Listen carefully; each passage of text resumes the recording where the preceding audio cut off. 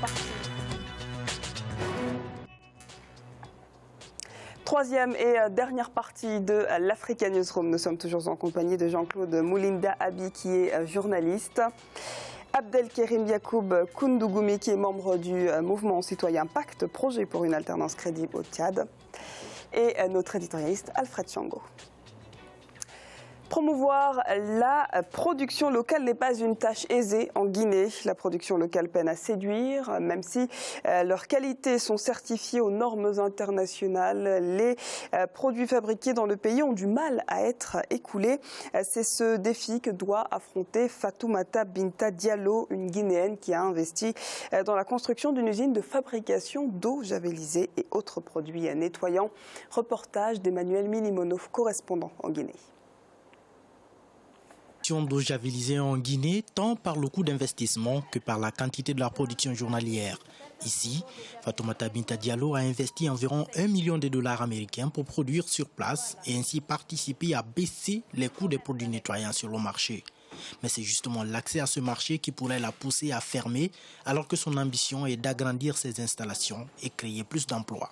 Mes parents guinéens ne veulent pas m'aider, ne veulent pas acheter mes produits, ne veulent rien entendre de mes produits. Ils préfèrent aller acheter ailleurs. Donc je suis obligée de les faire sortir du travail. Je suis obligée de fermer l'entreprise parce que j'ai des charges. Fatoumata Binta Diallo vivait en Turquie avec son mari. C'est à la faveur de l'élargissement des relations économiques entre les deux pays qu'elle décide alors de rentrer investir en Guinée.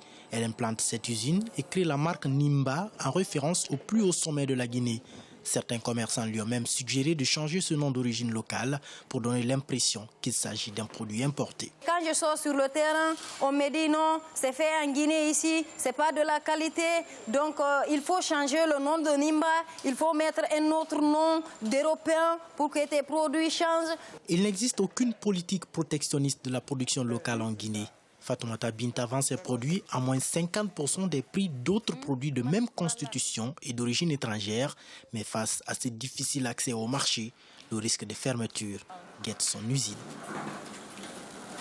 Alfred, pouvez-vous finalement nous rappeler brièvement les conséquences bénéfiques, en termes notamment économiques, qu'apporterait un produit made in Guinée ? Alors, pas seulement Made in Guinée, mais on peut élargir la question à toute l'Afrique.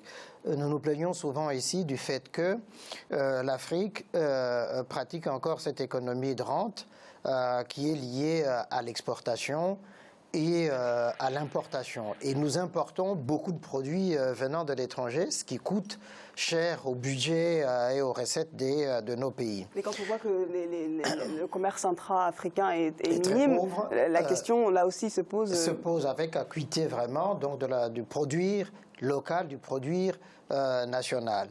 Ce qui éviterait et éliminerait un certain nombre de coûts justement liés à l'importation des biens venus de l'étranger.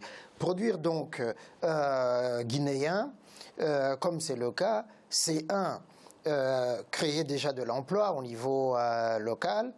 2, c'est apporter de la valeur ajoutée, et notamment dans le secteur où elle est, la dame, donc sur la production de l'eau de Javel, quand on sait les usages qui en sont faits, et que très souvent nous importons de l'eau de Javel d'Europe, alors que, ben voilà, là, mais qu'est-ce qui ne séduit pas finalement? Le produit est le même, il est fabriqué dans le pays, et il ne plaît pas, les Guinéens n'adhèrent pas à ce produit. Non, mais il y a ce proverbe qui dit « nul n'est prophète chez soi », au fond. Et que donc il faut là beaucoup de pédagogie, il faut beaucoup d'informations, beaucoup de sensibilisation pour que les gens comprennent que nous arrivons à un tournant de nos histoires politiques, nos histoires économiques et sociales, que nous devons sortir justement de la dépendance. Et pour sortir de la dépendance vis-à-vis de la production étrangère, il faut que nous produisions local et que nous consommions local d'abord. Mais est-ce que les Africains, ou alors les Guinéens pour ce cas de figure, ont conscience de l'importance de cette identité africaine? Je pense qu'ils sont conscients, mais simplement, est-ce que l'offre qui leur est faite permet de combler tous les besoins? Je ne pense pas. Là, on est dans la production d'eau javelisée. Mais on peut étendre, par exemple, à la production de riz, à la production à d'autres choses.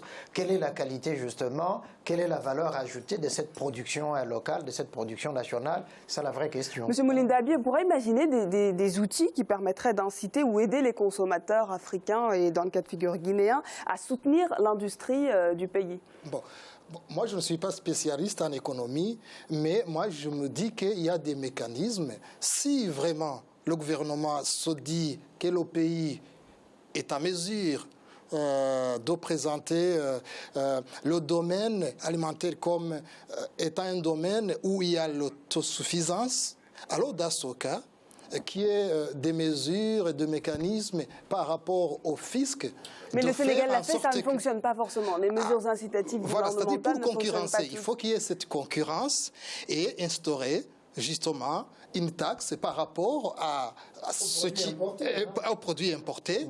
Ça pourrait être une des mesures. Mais posons-nous la question aussi de savoir est-ce qu'actuellement il y a une autosuffisance alimentaire dans un pays comme la Guinée. Souvenons-nous que nous avons des tonnes et des tonnes qui viennent du programme alimentaire mondial.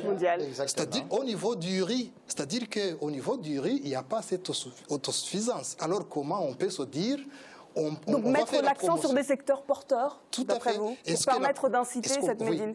Je me pose la question, est-ce qu'on peut parler pour le moment en Guinée de la promotion ou bien tout simplement de chercher comment satisfaire justement l'alimentation au niveau national, l'autosuffisance? On va à présent parler de la communauté économique et monétaire d'Afrique centrale qui a subi une chute des réserves de change de 6 000 à 2 000 milliards de francs CFA en 6 ans. Une résultante causée notamment par l'effondrement des recettes de la chute des exportations pétrolières. À cela s'ajoute l'explosion des dépenses d'investissement public dans un contexte financier, rappelons-le, défavorable aux économies rentières. On fait le point tout de suite avec Marcel Farba-Maroun. Les réserves de change au sein de la communauté économique et monétaire d'Afrique centrale ont chuté de 4 000 milliards de francs CFA en 6 ans. En effet, de 6 000 milliards de francs CFA en 2010, celles-ci ont atteint 2 000 milliards de francs CFA en 2016.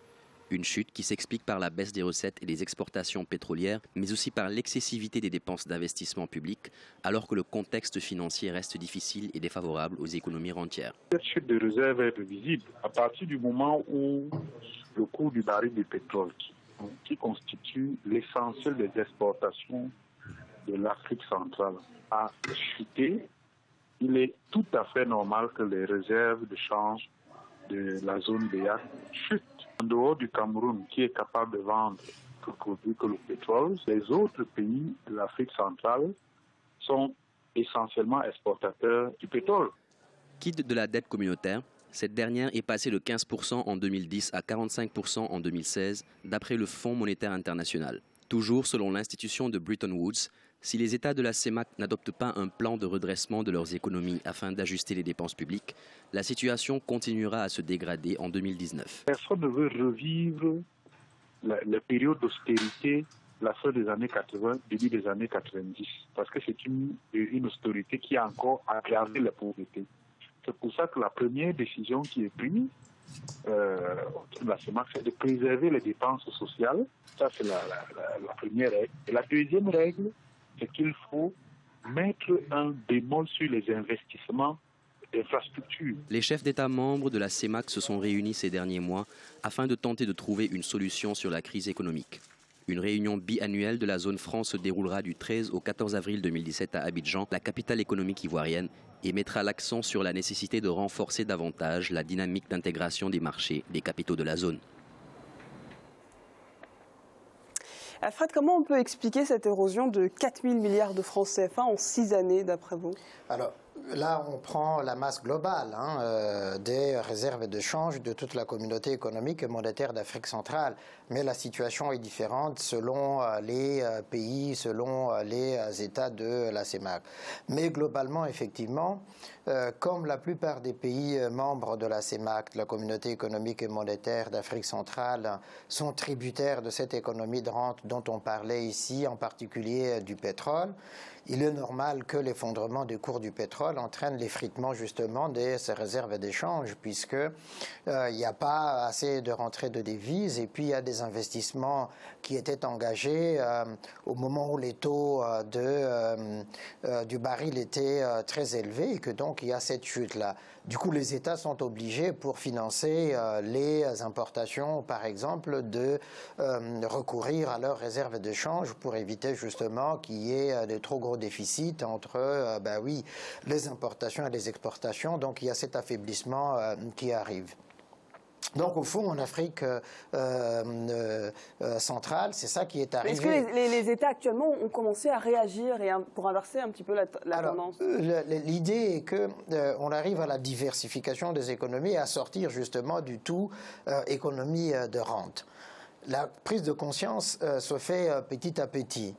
Mais ça ne se décrète pas, c'est-à-dire que entre le moment où on prend conscience qu'on est trop dépendant, trop tributaire, et où on doit mettre des politiques de diversification, il faut du temps. Et je crois que l'Afrique centrale est dans cette situation-là, dans cet entre-deux. Évidemment, le cours du pétrole ne vont pas remonter à leur taux d'avant, ce qui signifie effectivement qu'il faut aller vers d'autres sources de revenus, comme le Gabon s'est lancé dans la production de l'huile de palme, mais avec ce que cela signifie. Et quand on voit que la dette communautaire, elle est passée de 15% du PIB en 2010 à 45% du PIB en 2016, est-ce que là aussi, c'est un autre chiffre alarmant pour la zone CEMAC? Mais absolument, absolument. C'est-à-dire qu'il ne faut pas atteindre la barre de 50%. En ayant finalement des politiques résolument dynamiques de contraction des dépenses publiques et de réaffectation vers les dépenses sociales qui sont les plus importantes ou les plus nécessaires. Ce qui signifie effectivement par exemple, pour les grands projets, qui ne sont pas nécessaires à la vitalité du pays, il faut y surseoir pour permettre justement d'équilibrer au fond ce jeu entre les recettes donc d'exportation et d'importation et accélérer le mouvement vers vraiment la diversification et la production. Et pas seulement la diversification, mais comme on venait de le voir avec la Guinée, produire local. Ça amoindrit les coûts aussi quand même. Hein. Il y a des petites choses qui se font, mais il faut du temps pour que ça prenne de l'ampleur. C'est ça. Je dis qu'on s'y prend toujours un peu trop tard, surtout dans cette Afrique centrale. Et puis, il faut favoriser les échanges. Les règles sont établies, disons, la libre circulation des biens des personnes. Et pourtant, ça ne se fait pas comme il se doit, en tout cas dans la zone CEMAC. Merci pour toutes ces précisions, pour vos participations respectives. Merci donc à Jean-Claude Moulinda Abi, qui est journaliste. Merci à vous. Merci également à Abdelkerim Yacoub Koundougoumi, qui est membre du mouvement citoyen Pacte, projet pour une alternance crédible au Tchad. Merci pour l'invitation. Et merci bien entendu à notre éditorialiste Alfred Chango. Ravissement d'avoir été avec vous autour de ce plateau de l'Africa Newsroom. Et puis puisqu'on a parlé des femmes, mais je leur dis encore merci de leur accueil bienveillant. Et c'est à présent la fin de cette émission. Le dossier de ce vendredi sera consacré aux objectifs du Fonds vert au Rwanda. Merci à vous de nous avoir suivis, chers téléspectateurs. On se retrouve bientôt pour un nouveau rendez-vous de l'Africa Newsroom.